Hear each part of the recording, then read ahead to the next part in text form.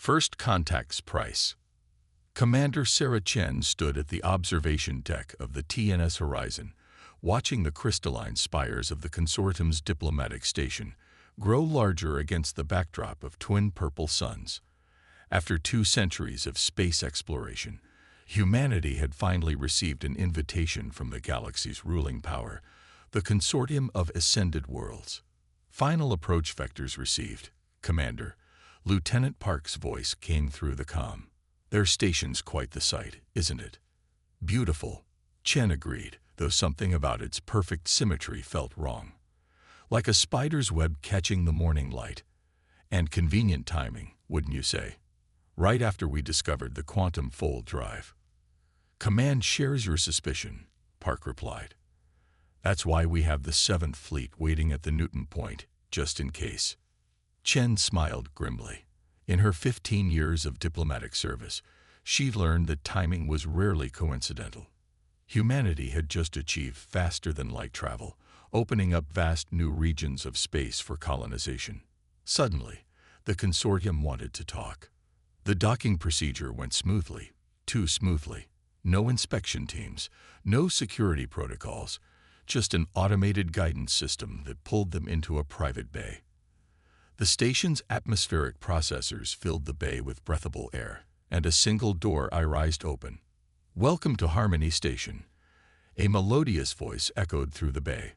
A tall, ethereal being glided forward, its crystalline body refracting the light into rainbow patterns. "I am first speaker Lysandra of the consortium. We have much to discuss." Commander Chen. Chen's diplomatic training couldn't quite suppress a shiver. The first speaker's voice was beautiful, but it held the same artificial perfection as the station itself, like something designed in a laboratory to be pleasing to organic beings. "The honor is ours," Chen replied, following diplomatic protocol. "Humanity is grateful for this opportunity. Please, follow me to the Chamber of Discourse." Lysandra turned, her crystalline form chiming softly as she moved. "Your escort may remain with your vessel.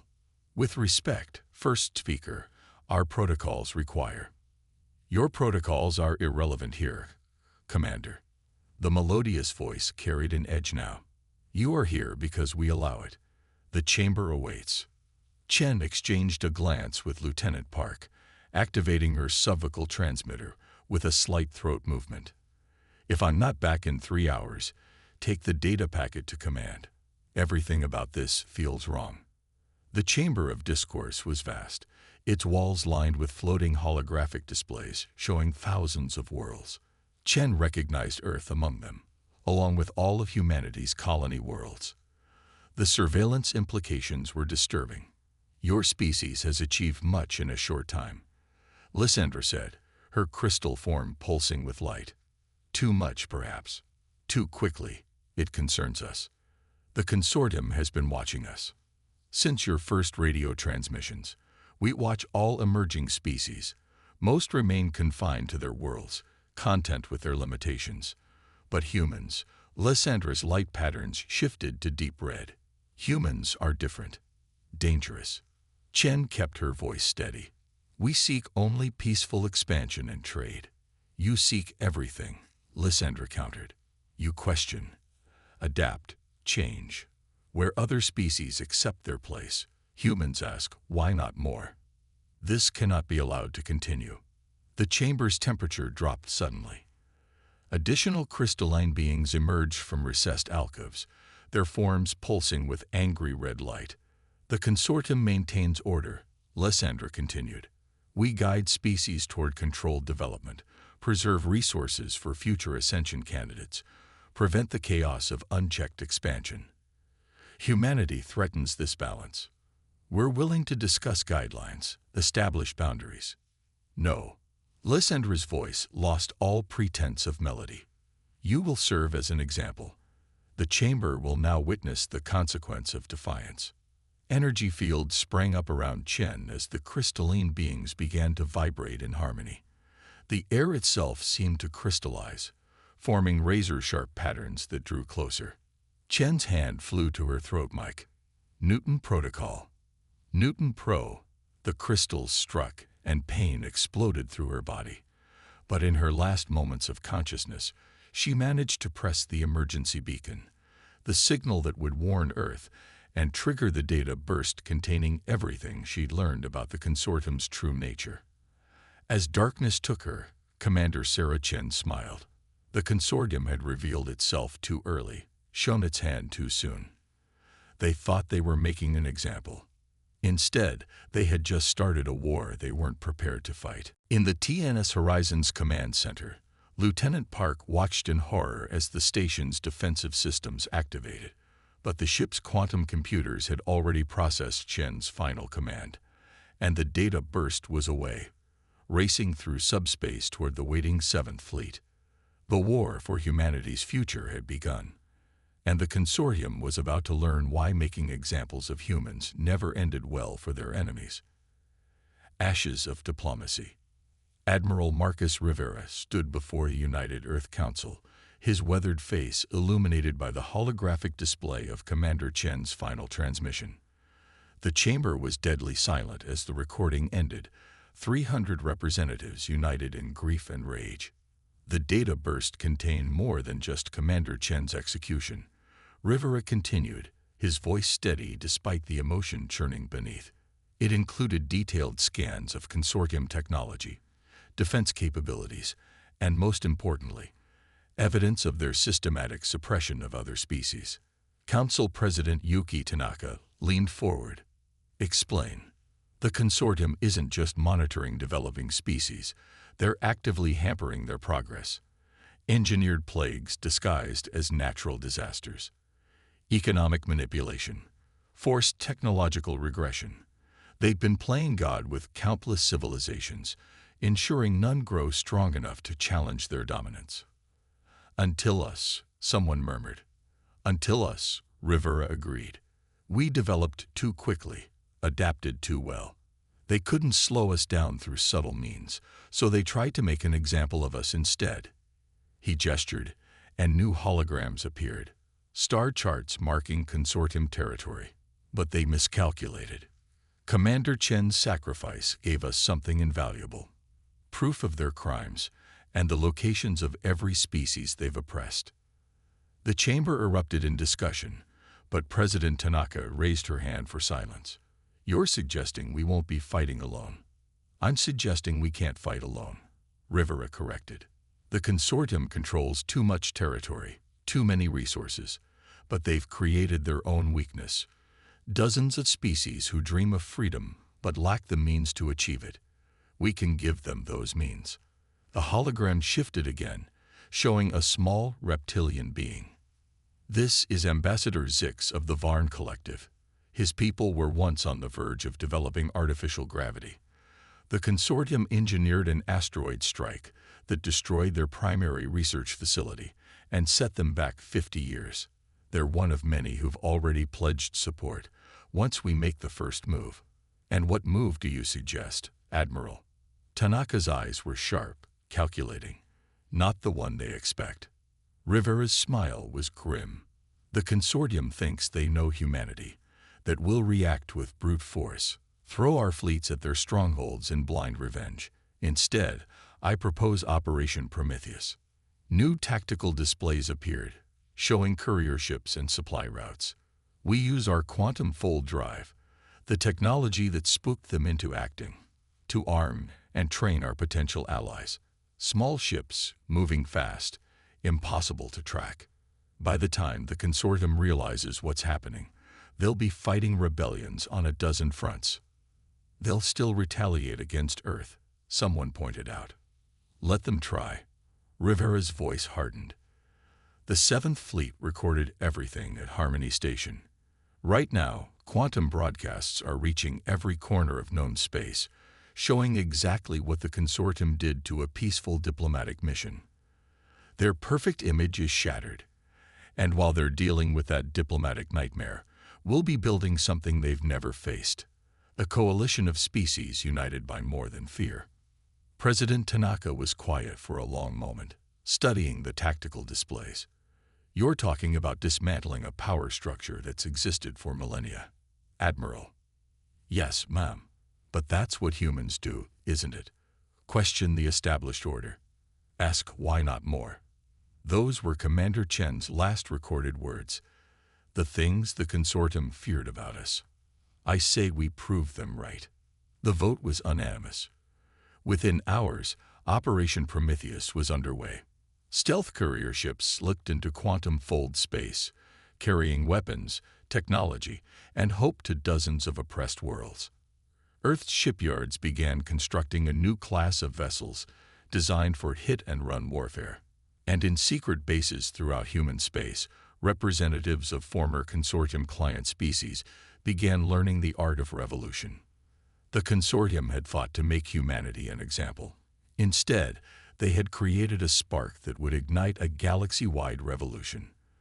Their perfect order was about to meet humanity's gift for creative chaos. And aboard the flagship Terra Nova, Admiral Rivera watched the quantum fold drives powered up, carrying the first wave of liberation forces into the unknown.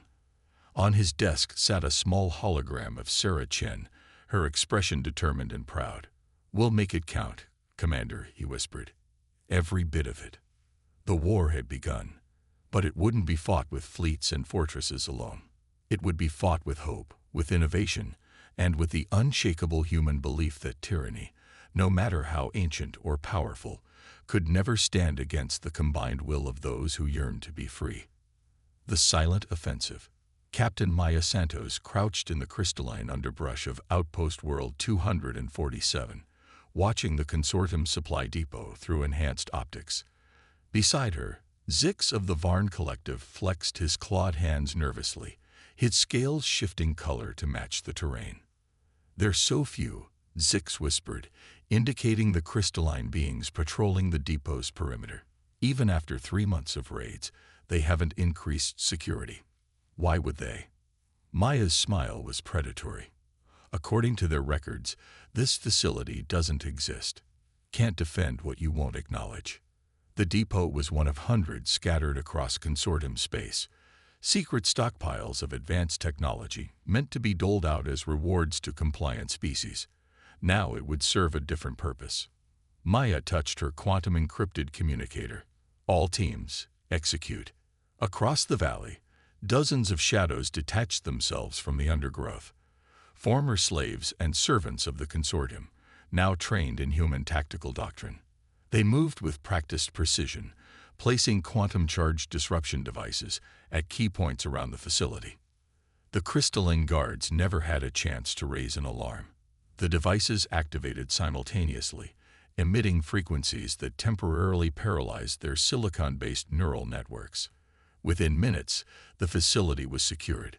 "Begin the upload," Maya ordered, watching as Varn technicians connected quantum terminals to the depot's mainframe. The real prize wasn't the stockpile technology. It was the data, shipping schedules, security protocols, and most importantly, evidence of the consortium's centuries of manipulation. "Central Command, this is Foxhole Actual," Maya transmitted. "Operation Mockingbird is green. Data package incoming." Aboard the Terra Nova, Admiral Rivera watched as dozens of similar reports flooded in from across consortium space. Operation Prometheus had evolved beyond their wildest expectations. The oppressed species they'd armed had centuries of pent-up knowledge about consortium weaknesses, knowledge they'd been too afraid or too powerless to use until now. "Sir," his tactical officer called out, "the consortium just issued another denial of involvement in Commander Chen's death. But look at the transmission pattern." Rivera studied the data and smiled. The consortium was trying to maintain their image of benevolent leadership, broadcasting the same message to all their client worlds. But thanks to the quantum data they'd stolen, every transmission now carried hidden packets of truth, evidence of their crimes embedded in their own propaganda. "They still think this is about military victory," Rivera mused. "They don't understand that we're not fighting their armies. We're fighting their story." The quantum screen showed more green lights appearing across the galaxy map. Each one represented another successful raid, another cache of evidence released, another species joining the revolution. The consortium's perfect order was unraveling thread by thread. On the bridge of her stealth courier, Maya watched as her mixed crew of humans and former consortium subjects loaded the stolen data cores. Zix approached, his scales now shimmering with excitement. "The other depot commanders report similar success," he said. "But there's something else. We found records of experimental weapons research. The consortium. They're developing something new, something desperate." Maya nodded grimly. "They would be. We've spent 3 months dismantling their power structure piece by piece. Even gods get scared when their believers start asking questions." The quantum comm crackled. "All teams, priority alert." Admiral Rivera's voice came through. "Long-range sensors detect massive energy buildups at primary consortium facilities. They're preparing something big. All units initiate protocol shadowdowns." Maya was already moving. "You heard the Admiral. Pack it up. We're gone in 5. As her ship slipped into quantum fold space, Maya thought about how much had changed in 3 months.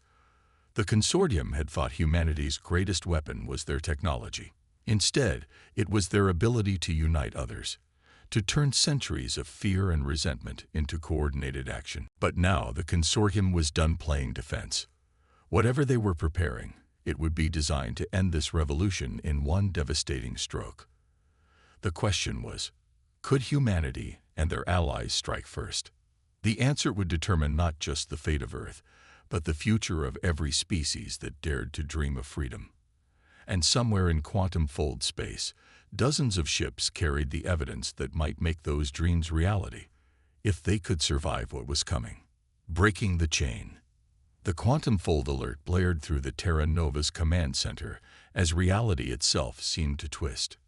Admiral Rivera watched in horror as massive consortium vessels appeared across human space, ships unlike anything they'd encountered before. "Analysis," he barked. "Sir, they're converting matter to crystal at the atomic level," his science officer reported, voice shaking. "Everything they touch is being transformed. It's like they're trying to crystallize space itself." The tactical displays showed the devastation spreading. Entire sectors were being transformed into crystalline structures, creating a network that pulsed with otherworldly energy. The consortium wasn't just fighting back. They were attempting to remake reality in their image. "All ships, emergency quantum fold," Rivera ordered. But even as the words left his mouth, he saw it wouldn't be enough. The crystallization was spreading faster than they could retreat, creating a lattice that would trap them all. Then a new voice cut through the chaos, Captain Maya Santos, transmitting from deep in consortium space. "Admiral, the weapon research data we stole, I know what this is. They're not trying to destroy us. They're trying to ascend." Maya's quantum burst contained the full data package. The consortium's ultimate goal was revealed. They weren't just rulers. They were would-be gods. The crystallization was meant to transform all matter in their domain into a vast neural network, with the consortium consciousness at its center. Every being caught in the process would become part of their collective consciousness, willing or not. But Maya's team had found something else in the stolen data, a fatal flaw in the consortium's perfect plan. "Their crystalline form," she explained. "It's not natural. The original consortium species modified themselves centuries ago, trying to achieve immortality. But they couldn't completely eliminate their organic origins. They're still a quantum echo of their original pattern." Rivera understood immediately. "And we have their original genetic template from the data raids." "Exactly. They're not gods, Admiral. They're just the universe's longest-running science experiment. And like all experiments, they can be reversed." The next hours were a desperate race against time. While the crystallization spread, human quantum computers worked furiously to decode the genetic data. The liberated species joined the effort, adding their own scientific knowledge. The Varn's expertise in crystallography. The Nexus Collective's mastery of quantum mechanics. Each piece coming together like a cosmic puzzle. Maya's ship led a suicide run into the heart of consortium space, broadcasting the decoded genetic sequence on all frequencies. The effect was instantaneous. The crystalline network shuddered as ancient programming conflicted with original genetic memory. The consortium's perfectly ordered consciousness began to fragment. Individual memories, long suppressed, broke through. Some of their oldest members began to remember what they had once been, before the transformation, before the quest for perfection had consumed them. "Keep broadcasting," Rivera ordered as the crystallization wavered. "Push it through their entire network." The consortium fought back, trying to maintain control of their expanded consciousness. But they had made one crucial mistake. In attempting to force everyone into their collective, they had created the perfect transmission medium for the very thing that would destroy them. Across the galaxy, the crystalline structures began to crack, not shattering, but transforming. The rigid patterns of forced unity gave way to organic diversity. The consortium's members, confronted with the truth of their own history, faced a choice: remain in their artificial perfection, or remember what it meant to be truly alive. Some chose to maintain their crystalline form, but divorced themselves from the collective, becoming individuals again. Others began the slow process of reverting to their original species. The grand experiment in forced ascension collapsed under the weight of free will. In the aftermath, Maya stood with Zix and representatives from a dozen other species, watching the crystalline structures slowly reform into natural patterns. "They wanted to make the universe perfect," Zix observed, his scales reflecting the changing light. "They forgot that perfection isn't about eliminating chaos. It's about finding harmony within it." Maya nodded, thinking of Commander Chen's final words about humanity's nature. "That's why they feared us so much. We never stopped questioning, never accepted their version of perfection. And in the end, that saved everyone. The war wasn't over. There were still consortium loyalists to deal with, and a galaxy's worth of healing to begin. But the greatest threat had passed. The quest for perfect order had been defeated by humanity's greatest gift: the ability to embrace chaos, change, and growth. Admiral Rivera stood on the Terra Nova's observation deck, watching the transformed sectors of space glitter with new possibility. They had faced extinction and emerged stronger, not just as humans, but as part of something greater. A coalition of free species, each contributing their own unique perspective to the galaxy's future. The perfect order was broken. Now the real work of building something better could begin. Legacy of Stars. 1 year after the breaking, the Great Hall of Earth's diplomatic corps bustled with activity. Representatives from over 50 species gathered for the signing of the Galactic Concordat, not a system of enforced order, but a framework for cooperation between truly free peoples. Admiral Rivera, now bearing the scars of the final battles, stood beside Captain Maya Santos as they watched the proceedings. The crystalline chambers that had once housed the consortium's power now served as meeting places where former enemies worked to build something new. "Commander Chen would have loved this," Maya said softly, watching a group of former consortium members, now returned to their original organic forms, deep in discussion with Varn scientists. All these different species, learning from each other instead of fearing difference. Rivera nodded, his expression thoughtful. "She started this, you know. Not just with her sacrifice, but with what she revealed about them. About us." He gestured to the gathered species. "The consortium feared human nature, our curiosity, our drive to question and change. They never understood that those same traits would let us unite others instead of trying to force them into uniformity." The massive screens overhead showed similar gatherings taking place across the galaxy.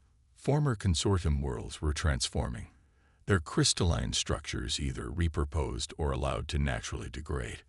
But it wasn't just physical changes. Cultural exchanges were happening everywhere, as species long isolated by consortium policy began sharing knowledge and ideas. Zix, now the lead representative of the Varn Collective, approached them with a data tablet.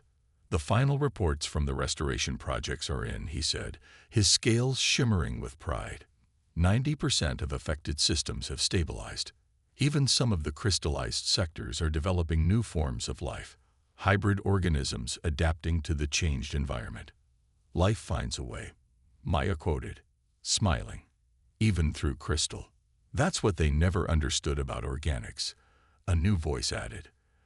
They turned to see Lysandra, the former first speaker, now returned to her original form. Her people resembled tall, elegant humanoids with iridescent skin, all traces of crystal gone.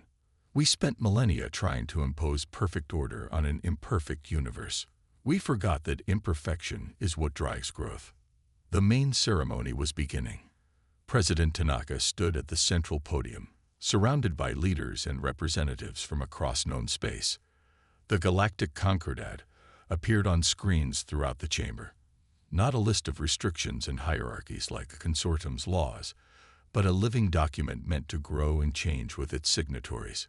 We gather here not to replace one system of control with another, Tanaka began, her voice carrying to all corners of the galaxy through quantum channels, but to acknowledge a fundamental truth. The universe thrives on diversity. What nearly destroyed us was not chaos, but the fear of it, the attempt to impose a single definition of perfection on the infinite variety of life. Rivera watched as, one by one, representatives came forward to sign. Each species brought their own customs to the ceremony. Some signed with light, others with sound, still others with complex molecular patterns. The document accommodated them all, just as the new galaxy they were building would. "This is how it should be," Maya said, touching the memorial pin she wore. A quantum crystal containing Commander Chen's final transmission. Not unity through force, but harmony through choice. As the ceremony concluded, the gathered species mingled freely, sharing stories and plans for the future. The former consortium members, freed from their self-imposed crystalline prison, were among the most eager to learn and change. They had experienced perfect order and found it hollow. Now they sought something more meaningful, genuine connection. Rivera's quantum comm chimed with a priority message. The Terra Nova's sensors had detected something interesting. Signs of new civilizations emerging in unexplored sectors. Once, such discoveries would have been met with plans for containment and control. Now they'd brought excitement and possibility. "Should we make contact?" Maya asked, reading the data over his shoulder. Rivera smiled, thinking of how far they'd come from those first tense moments of first contact. "Yes, but not like they did with us. We'll do it right this time, with respect, with honesty, and with the understanding that every species has something unique to contribute." As the celebration continued around them, Rivera looked out at the stars visible through the hall's transparent dome. Somewhere out there, new civilizations were taking their first steps into space, asking their first questions about the universe. Thanks to humanity's refusal to accept artificial limits, thanks to Commander Chen's sacrifice and the courage of countless others, those civilizations would emerge into a galaxy of possibilities rather than restrictions. The perfect order was gone. In its place was something far more valuable, a future where the only constant was change, and where diversity was not just tolerated but celebrated.